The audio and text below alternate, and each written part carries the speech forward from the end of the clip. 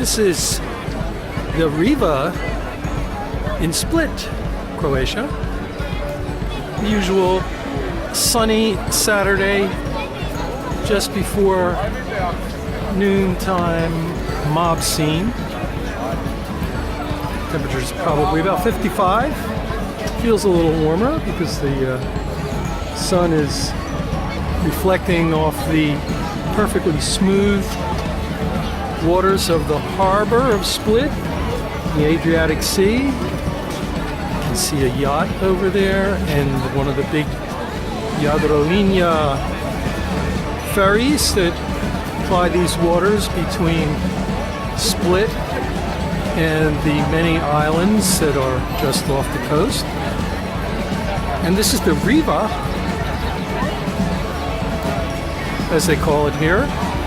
And the buildings to my left are an outgrowth of Diocletian's palace. The Roman emperor built his retirement home here a couple thousand years ago, 1700 years ago actually. And the city grew up after his death within the walls of that palace and expanded beyond it. Split is now the second largest city in Croatia after Zagreb, of course, the wonderful capital. And most of the city outside of this small old city area and the older community that immediately surrounds it is very modern, built during the Yugoslav era dictatorship of Field Marshal Tito, communist dictator that we may remember from our childhood in the 50s and 60s and 70s.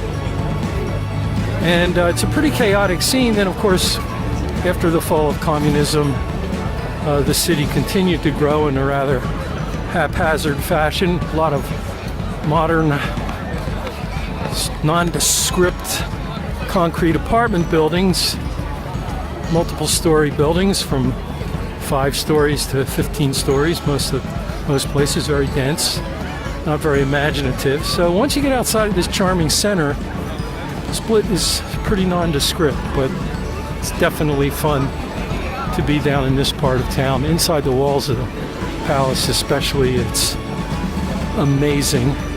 Those of you who are fans of the TV series Game of Thrones probably will recognize some of the scenes from inside the palace that were shot here in Split.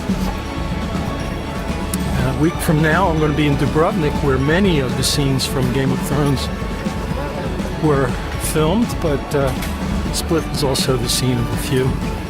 And following that, it became very popular with not just European tourists, but many Americans have come here as well. These are the walls here of the original palace, dating 1700 years ago. And the floors are still intact, 1700 years. And over hundreds of years after that, many of the buildings inside the palace spans about 2.5 blocks in each direction.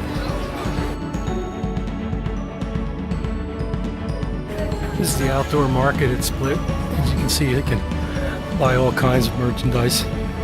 The produce market is over to my right. We get over there during the week. And of course they have meat markets and fish markets and all kinds of vendors. But this is pretty much the scene. I got a couple of wonderful long sleeve polo tops, polo shirt here last year when I was here, and cost me $14 a piece. It probably would have cost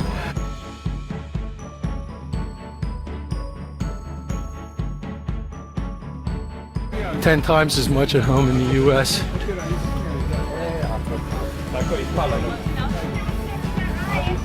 This is the hat shop where I bought my wonderful straw hat last year that I lost on the train when I changed trains in Vienna when I was headed for Frankfurt. Second time I lost the hat was just a couple of weeks ago. Same scenario, changing trains. Left a hat on the train.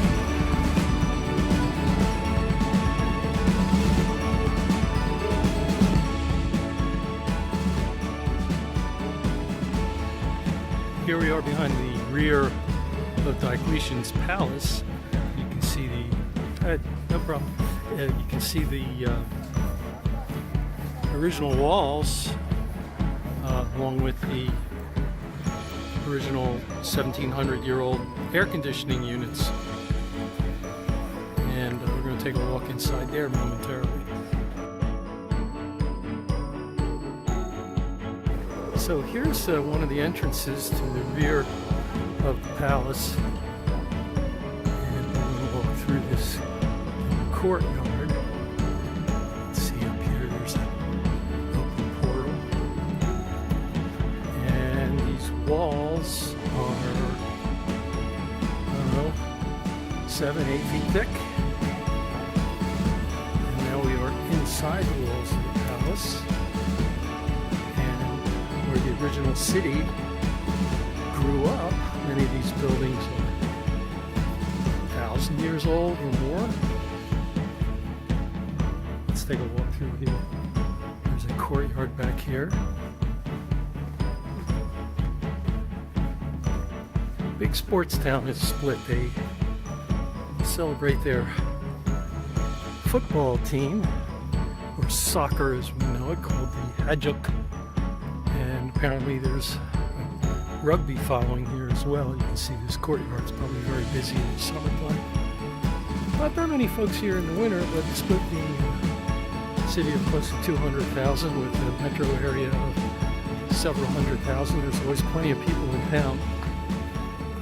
In the summertime, this is wall-to-wall people. So we are within the walls of Diocletian's palace, and this is the original old town that was built in those walls over a period of 1,000 years. And as I turn around, you're going to see one of the gates from the corner of the palace to the exterior. This would be we're facing east here, or northeast. And of course there are shops everywhere. And we're going to walk down this little alley, very charming. It's like this throughout the palace and in the neighborhoods immediately surrounding the palace. Stone walls, smooth flagstone walkways that were part of the original palace flooring. Shops on both sides of me. This alley is, I don't know, 8 feet wide, maybe a little wider at some points, but this is very typical.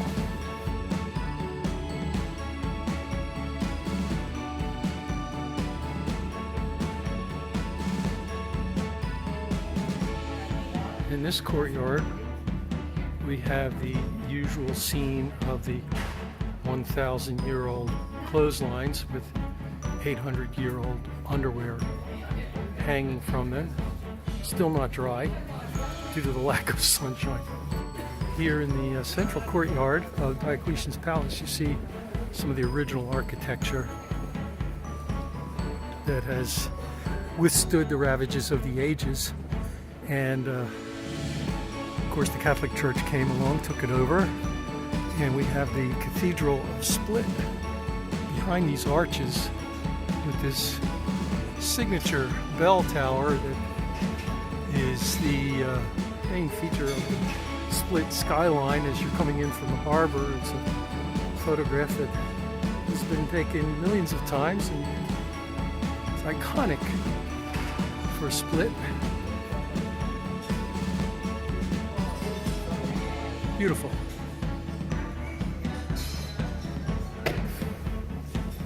There you see the original walls and some buildings that have been built inside the walls.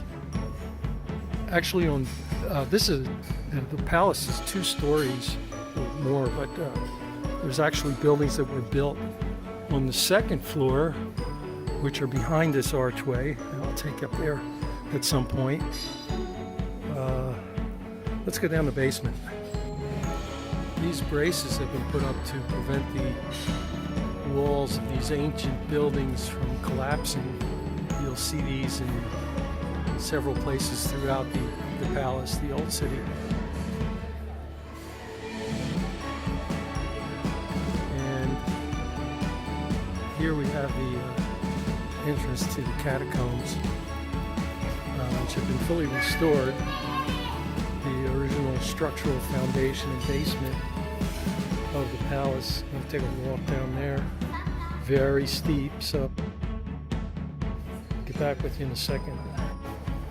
Here we are in the basement of the palace, fully restored. You can see the vaulted ceilings, brickwork, the retail kiosks, of course. Got to make good use of the space. Sell, sell, sell. A lot of religious imagery. –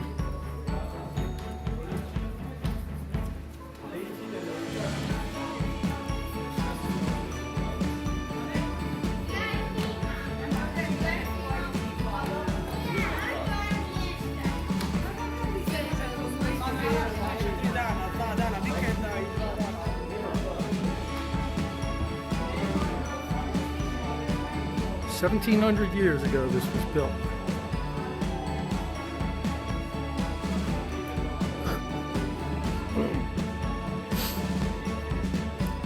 It's chilly down here. And as we walk through this basement, we approach the gate to the Riva, the promenade, the waterfront promenade of Split.